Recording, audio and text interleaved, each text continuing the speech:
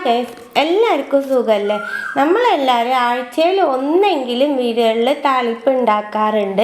പലരും പല രീതിയിലാണ് താളിപ്പ് റെഡിയാക്കുക. പക്ഷേ എൻ്റെ മുത്തശ്ശി ഉണ്ടാക്കുന്ന താളിപ്പ് പ്രത്യേക സ്വാദാട്ട. ഒരിത്തിരി വെള്ളം പോലും ചേർക്കാണ്ട് അടിപൊളിയായിട്ട് ഉണ്ടാക്കും. ഒരു തവണ നിങ്ങൾ ഇതുപോലെ റെഡിയാക്കി കഴിഞ്ഞാൽ നിങ്ങൾ തന്നെ പറയും, അശ്ശോ ഇത്രയും ദിവസം ഇങ്ങനെ ഒരു ഒഴിച്ചേറി മിസ് ചെയ്തല്ലോ എന്നുള്ളത്.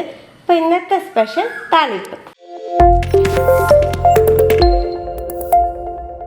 ചട്ടിയിലേക്ക് 1 ടേബിൾ സ്പൂൺ വെളിച്ചെണ്ണ ചേർക്കുന്നുണ്ട്. കുറച്ച് വെണ്ടയ്ക്ക ഇട്ട് കൊടുത്ത് വെണ്ടയ്ക്ക ഒന്ന് ഫ്രൈ ചെയ്തെടുക്കാം. വെണ്ടയ്ക്ക ഫ്രൈ ആയി കിട്ടിയിട്ട് ഫ്രൈ ആവുക എന്ന് പറയുമ്പോൾ ഈ രീതിയിലാക്കി എടുത്താൽ മതിയിട്ട്.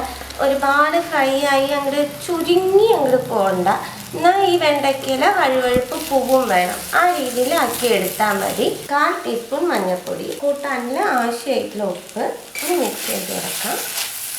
3 പച്ചമുളക്, എരിവിനനുസരിച്ച് പച്ചമുളക് എടുത്തോളൂ. എരിവിന് ഇതേ ഉള്ളൂ കൂട്ടാനിലേക്ക്. പകുതി തക്കാളി ഉള്ളിലത്തെ ആ പഴുപ്പെടുത്ത് കളഞ്ഞിട്ട് എടുത്തേക്കുന്നതാണ്. കുറച്ച് വേപ്പില, 1 സവാള ഒന്ന് സോഫ്റ്റ് ആക്കി എടുക്കണം.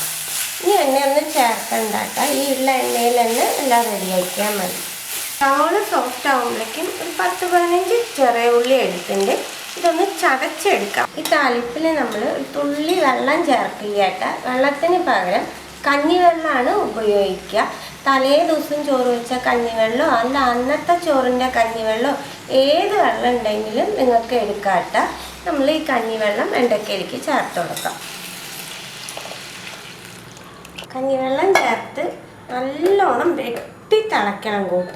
കൂട്ടാൻ നല്ലോണം തിളയ്ക്കുമ്പോഴേക്കും നമുക്ക് കുറച്ച് പപ്പടം കാച്ചി എടുക്കാം. കൂട്ടാൻ നല്ലോണം തിളയ്ക്കാൻ തുടങ്ങുമ്പോൾ നമ്മൾ ചതച്ച് വെച്ചേക്കണ ചെറിയ ഉള്ളി ചേർത്ത് കൊടുക്കാം.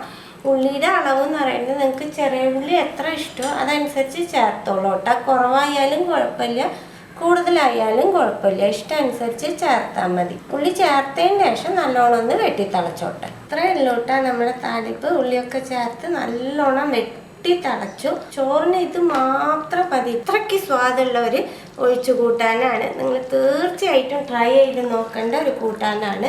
നമ്മൾ കാച്ചി വെച്ചേക്കണ പപ്പടം ചേർത്ത് കൊടുക്കാം.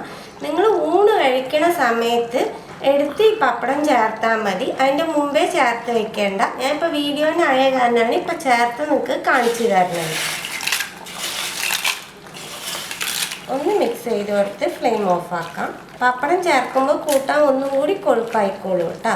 കുറച്ച് വേപ്പില ഒന്ന് കയ്യിലൊന്ന് കീറിയിട്ട് ഇങ്ങനെ ഇട്ട് കൊടുക്കാം. ഇത്രയേ ഉള്ളൂ. എല്ലാവരും ട്രൈ ചെയ്ത് നോക്കണം. 5 മിനിറ്റ് പോലും വേണ്ട ഈ കൂട്ടാൻ റെഡിയാക്കാനായിട്ട്. ട്രൈ ചെയ്താൽ നിങ്ങൾക്ക് എല്ലാവർക്കും ഒരുപാട് ഇഷ്ടമാവും. ട്രൈ ചെയ്ത് നിങ്ങളുടെ ഫീഡ്ബാക്കൊക്കെ അറിയിക്കുക. പുതിയൊരു റെസിപ്പി ആയിട്ട് അടുത്ത വീഡിയോയിൽ കാണാം. See you. ബൈ.